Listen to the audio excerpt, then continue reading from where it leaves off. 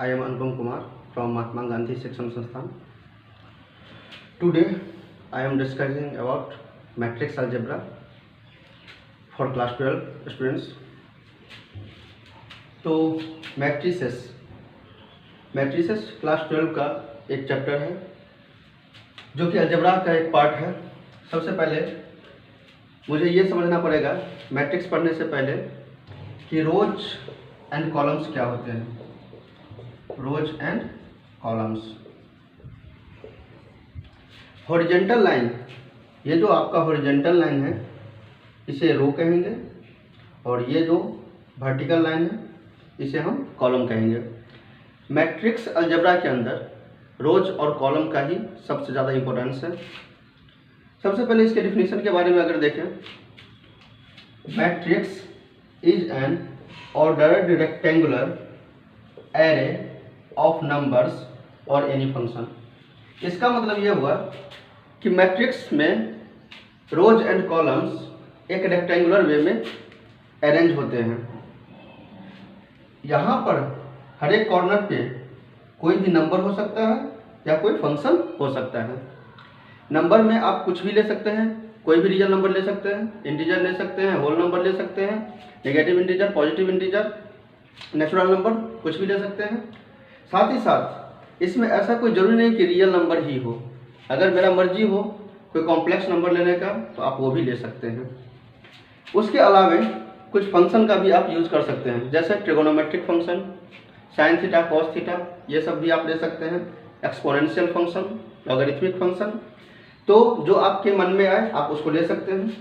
तो फिर से हम देखेंगे कि मैट्रिक्स एक ऑर्डर्ड पेयर में होगा और वो भी रेक्टेंगुलर वे में होगा। It is the combination of rows and columns. Matrix is the combination of row and columns, ठीक है। और the matrix is denoted by capital letter of English alphabet, यानी मैट्रिक्स को आप किसी भी कैपिटल लेटर से डिनोट कर सकते हैं। कोई ज़रूरी नहीं है कि यहाँ पे ए ही होगा, A B C D X Y Z etc कुछ भी आप ले सकते हैं। एक एग्जाम्पल आपके सामने में है जिसमें लिखा हुआ है मैट्रिक्स ए इक्वल टू 3 4 5 6 1 2। इस मैट्रिक्स में ये मैट्रिक्स का डिनोट करने का ये सिंबल है। दिस इज फर्स्ट रो, ये आपका फर्स्ट रो है और ये सेकेंड रो। इसको आप R1 बोल सकते हैं, इसको R2 बोल सकते हैं। R1 का एलिमेंट होगा 3 4 5, R2 का एलिमेंट होगा 6 1 2। ये रहा first column, this is C1, ये रहा second column, this is C2 और ये रहा third column, this is C3। यानी ए नाम का मैट्रिक्स है जिसमें 2 रोज हैं और 3 कॉलम्स हैं। यह एक ऐसा मैट्रिक्स है जो कि बोर्ड पर दिख रहा है जिसमें 2 रो हैं और 3 कॉलम्स हैं।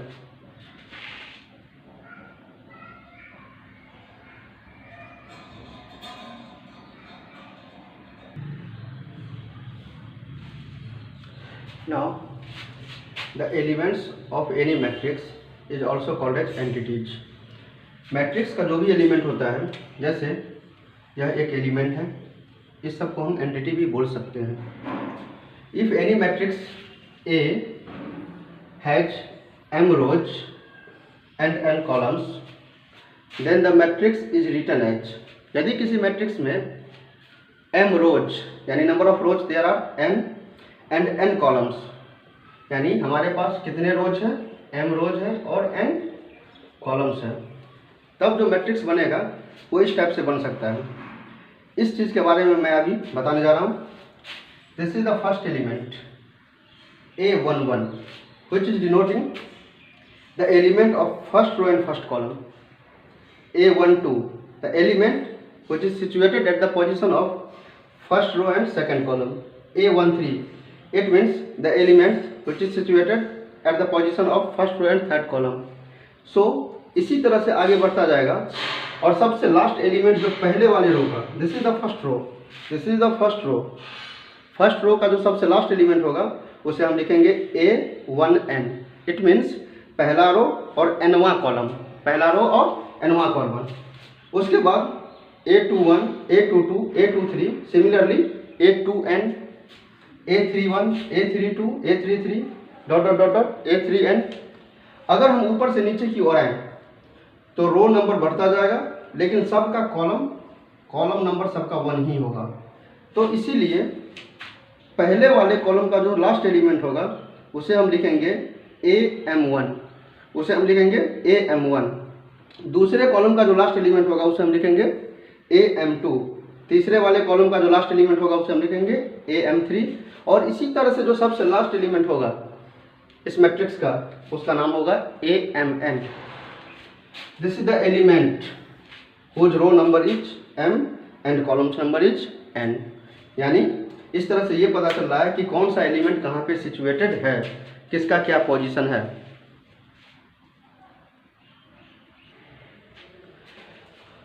अब हम बताएंगे कि किसी भी मैट्रिक्स के एलिमेंट को किस तरह से आप डिनोट कर सकते हैं। उसको डिनोट करने का तरीका है, the element of any matrix is denoted by AIJ। AIJ का मतलब हुआ I is the row number and J is the column number. आप सिंपली इस तरह से डिनोट कर सकते हैं AIJ, it means I is the row number and J is the column number. अब सबसे ज़्यादा इंपॉर्टेंट है एक topic, order of a matrix. किसी भी मैट्रिक्स का ऑर्डर क्या होगा।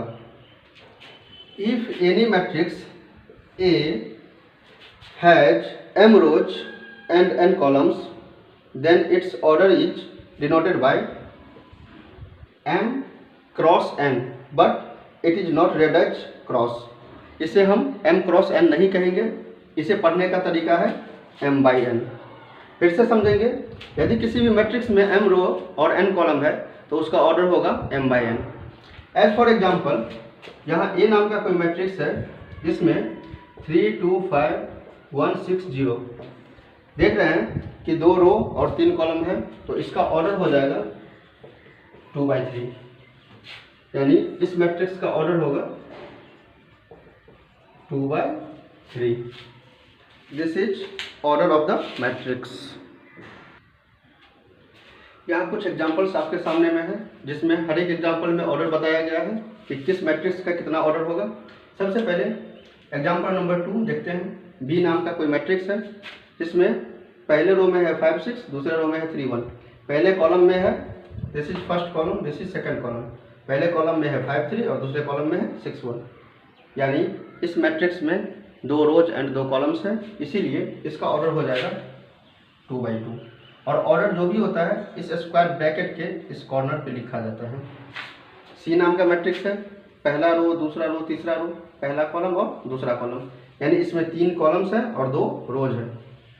सॉरी, 1 2 3 रो और पहला कॉलम और दूसरा कॉलम, 2 कॉलम, इसीलिए इसका ऑर्डर हो जाएगा 3/2। इसका ऑर्डर हो जाएगा 3/2। इसमें देखते हैं A B C D E F G H I। पहला रो, दूसरा रो, तीसरा रो, पहला कॉलम, दूसरा कॉलम, तीसरा कॉलम, इसीलिए इसका ऑर्डर होगा 3/3। इसका ऑर्डर होगा 3/3। 5 नंबर एग्जाम्पल में देखते हैं P Q R S। पहला रो में, दूसरे रो में है T U V W और तीसरे रो में है X Y W Y। पहले वाले कॉलम में है P T X, दूसरे वाले कॉलम, तीसरा वाला कॉलम और चौथा कॉलम। इसका मतलब है कि इसमें 3 रोज एंड 4 कॉलम्स हैं, इसीलिए इसका ऑर्डर होगा 3/4। अब अगर हमारे पास ऑर्डर दिया हुआ है तो हम टोटल नंबर ऑफ एलिमेंट्स भी पता कर सकते हैं। कैसे? अगर इसका ऑर्डर 2/2 है तो इसमें टोटल नंबर ऑफ एलिमेंट्स कितने होंगे? 4। अगर इसका ऑर्डर 3/2 है तो इसका टोटल नंबर ऑफ एलिमेंट्स जो होगा, total number of elements is equal to 6। 3 × 2 6 हो जाएगा। यहाँ पे क्या हो जाएगा? टोटल नंबर 9 और यहाँ पे total number of elements will be 12। तो इस तरह से अगर ऑर्डर दिया रहेगा तो उस मैट्रिक्स के अंदर कितना एलिमेंट है ये भी हम पता कर सकते हैं। Thank you.